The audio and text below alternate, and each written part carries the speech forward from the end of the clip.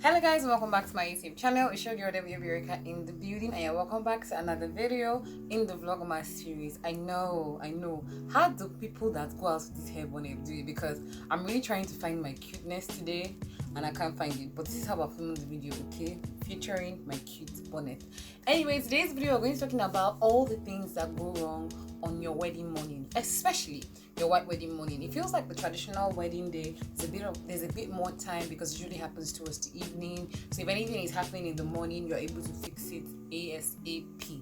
If you're interested in finding out my opinions about this particular topic, please keep on watching.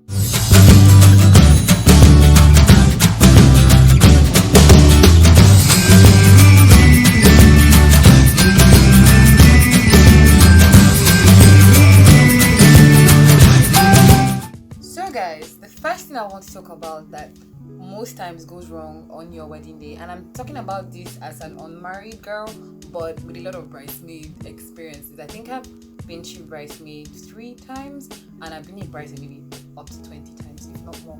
I don't remember, trust me, it's that much. So yeah, the first thing that you have that most times happens, I'm going to be using 2 weddings as my case study, my sister's wedding and my cousin's wedding. I'm using those 2 because I was really involved, so I knew the every. The first thing that I feel like something always happens to it is your wedding dress. Something must happen. If it doesn't tear, something will be missing, or it doesn't fit, or it is stained. Now, in my sister's case, she got married I think about 4 years ago.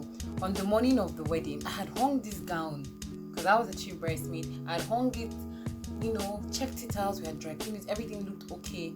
And then that morning, I don't know whether, I think it was when the photographer was carrying it to go and take pictures.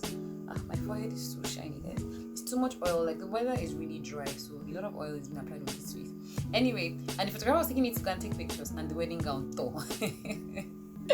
My God, the wedding gown tore, and I didn't know what to do. But luckily, I'm very good with needle, like for wigs and clothes as well. So I couldn't tell my sister because she was asking, "Now where's my wedding gown?" I'm like, "Oh, they're still taking pictures." And I was tacking that wedding dress in a way that the tear would not show. Please, whenever you are a bridesmaid, your job is not just to look pretty and come and slay. Carry essential things. Needle and thread should be in your bag. You should be alert for anything that can go missing, that kind of thing. So immediately I stitched it, and she never found out until the wedding was over. And then when she was changing out of her white wedding gown and she was going to wear her reception dress, and I told her that, guys, your wedding gown too. And she was like, are you serious? She didn't even notice. My cousin's wedding. What happened at my cousin's wedding? Okay, you know that when you're wearing like a ball gown, I'll put a picture here what I'm trying to explain. There's like a corset that you have to tie with like a rope, for it to fit firmly. When she was done wearing the wedding gown, time to tie the rope. We didn't find the rope, ladies and gentlemen. And what was funny was, I also was the one that brought out the wedding gown from the bag because I wanted it to air. It wasn't properly dried, so I needed it to dry properly. So I had brought out everything, the petticoats, the veil, everything. I don't know how it didn't click to search for that sash. I thought it would be with the veil in because the veil wasn't like a pack. So I thought, it would be with the veil and all of that. Ladies and gentlemen, that is how that morning we did not see rope that is going to join wedding gown. Without that, she can't wear wedding gown to church. But God was really faithful. The chief bridesmaid had rented this rope for her to take pictures with, and the rope had a bigger belt. I don't know how we did it, but God did it, and we were able to fit the rope into the dress. So I think that if you're getting married, I think that you should be very careful with your dress, and please do not make the mistake of getting your dress a night to your wedding because you might not be able to see a lot of things that might not be there or might be wrong with the dress. So be very careful with your wedding gown. I honestly don't see the point of photographer snapping my wedding dress. It doesn't look fine. My friend has said this before I even did that. It doesn't look fine. Don't do it. Leave my gown alone. Make it no good here. Okay, so now the next thing that happens on the white wedding morning that is very common is there's never enough time. Something must happen. People wake up around 3 a.m. but your church service is 10 o'clock. It's 9:30. You're not even gone halfway with what you are doing. In my sister's wedding, what happened was the church was supposed to be for 11 a.m. So we had gotten up at 5 a.m. funny enough, so they could start doing her makeup and we could all start running around for everything. I was doing so much and I needed her to be settled and everything. Ladies and gentlemen, that's how we're just taking our time doing makeup, taking pictures. I'll try to put 1 or 2 pictures here if I can find them because like I said, pictures nowadays I don't know where they are. So my laptop on my old phones, I don't have energy to pay for them. But yeah, and then next thing, my dad calls us that the wedding before my sister's house for 9 a.m. had been cancelled. I can't really remember what the gist was, but I think it was something about how not wearing the appropriate outfit or something, and the wedding was cancelled. I don't remember. So they said they had moved my sister's wedding from 11 to 10 a.m. and this was like 9:30 or thereabout. So that's how we decided to run out of the hotel room. I had not done my makeup. I did my sister's wedding makeup in 5 minutes. I put a picture here. I literally did it, if not less than 5 minutes. I just knew that I filled my brow, no foundation, just rock powder, put red lipstick, liner, and I moved. I don't think I even used eyeshadow that day. And then we ran out of the hotel, ran into the car. Everybody was calling, "Where are you?" Like they pre-informed us that we were going to be in church at 10, and then we chose not to be there. So that's how we rushed, got to church. And guess what?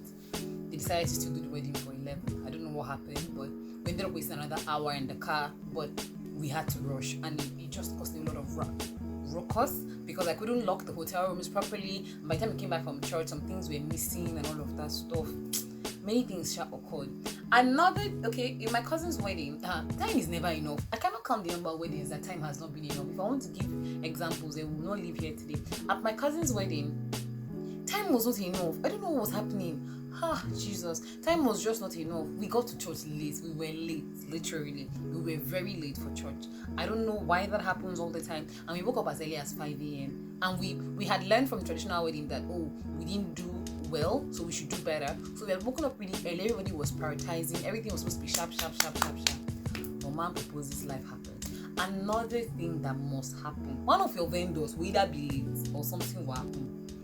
That's when I say vendor, it could be your makeup artist, it could be your videographer, it could be your photographer, it could be your hairstylist. Like, things always occur, okay, with your vendors. So it is always good to have a plan B. Like always. So my sister's wedding, I had a plan A, B, C, D, E, F, G, H, because I didn't want to hear stories at all. Based on my experience as a bridesmaid, I had seen a lot of brides start to cry because their makeup artist is not there, or their hairstylist didn't come, or something, or the videographer, something. I always have plan A, B, C, D. So in my sister's wedding, I had gotten a makeup artist for her to do like her makeup and her hair. According to the chat that we had, she was supposed to do her hair and her makeup.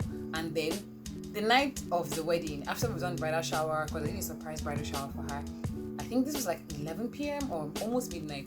And then we're just talking around. I'm like, what style are you going to do for her? Would it be a center part or a side part? And then she's like, for what? I'm like, the hair. She's like, she doesn't do hair. And we're like, I don't understand, but the conversation we had, you said you would do it. She's like, no, she doesn't really do hair, or she really does makeup. I was furious. I'm like, but we're chatting with you. You said you could do hair. Now suddenly you can't do hair. And at that time, guys, I had no clue about hair. It's not now that I can style hair. I had no clue. I hadn't even started New Beginnings, nothing. So I had no idea about hair. So I couldn't even help. I was just furious. But luckily for us, she was able to fix something up, and it looked really good, and we just paid an extra fee after a lot of fights because I was ready for her to go home that night. I'd already called another makeup artist that could do hair to come and just do it, even though it was at a higher fee, because I couldn't understand how she had allowed us to pay her in advance for both hair and makeup, and suddenly she can't do hair. At my cousin's wedding, the makeup artist had promised to come at 5 a.m. I laugh in Swahili. She didn't get there till past 7 a.m. So we didn't start the makeup early. The hair person that said she was going to do her hair came, and my Jesus, God came through for us and did the exact opposite of what my cousin had asked for. Videographer was late, photographer was late, like everybody was late. Decorator for the hall was not there. His car had broken down that morning. He had a new car. That's my cousin's wedding. He had a new car, and that car broke down as well. I don't know how he got his equipment to the hall and to decorate the car, but we called and called. In fact, I thought at the point we'll get to the reception and there will be no decor there. But you know what? God was faithful. So yeah, guys, these and many more can happen at your wedding on your wedding morning, but do not despair. Like, some of these things just happen. It's not like there's the bad woman against your marriage or something. It's just like, I feel like it's just all the pressure from trying to make everything perfect, and then something is actually not working out. Other things could happen, like a bridesmaid's dress could rip, the bouquet could scatter. Like, anything can happen that morning. So I feel like for your wedding morning, have zero expectations, number one, and try to be calm, number two, and number three, have a plan B to Z. For example, at my cousin's wedding, her bouquet scattered. Her bouquet, like, she wanted to carry this particular bouquet that the vendor that did her dress had made. And she had been gifted a bouquet. Oh guys, I would have shown you. I cut that bouquet, but I gifted it to my friend that's getting married tomorrow and next, so I can't show you guys. So she had gotten this bouquet that I cut at the wedding from a client, because she's into bridals as well, and she had gotten it as a gift, like something that I don't remember what she called it, but when someone is getting married, like a passing down to the next person getting married, sort of like sowing a seed.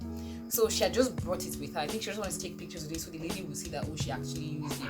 But she likes blue things, so she had insisted on her bouquet having touches of blue, was what she wanted. But by the time we saw it, we were like, no way, it doesn't look as cute as. But she was like, but she really likes it because of the blue.